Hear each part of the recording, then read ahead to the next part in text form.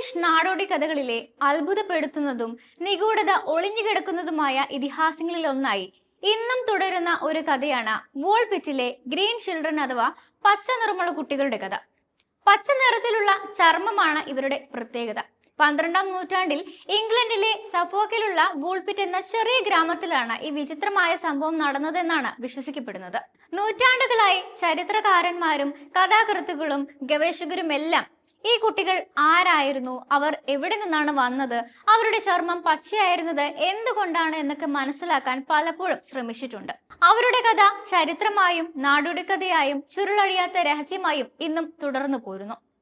ഒരിക്കൽ വോൾപിറ്റിലെ ഗ്രാമവാസികൾ ചെന്നായ്ക്കളെ പിടിക്കാൻ വേണ്ടി തയ്യാറാക്കിയ കുഴിയുടെ അടുത്തുനിന്നും ഒരു ആൺകുട്ടിയെയും പെൺകുട്ടിയെയും കണ്ടെത്തിയെന്നും അതിന്റെ പേരിലാണ് ആ ഗ്രാമത്തിന് പേര് തന്നെ ലഭിച്ചത് എന്നൊക്കെയാണ് പറയപ്പെടുന്നത്.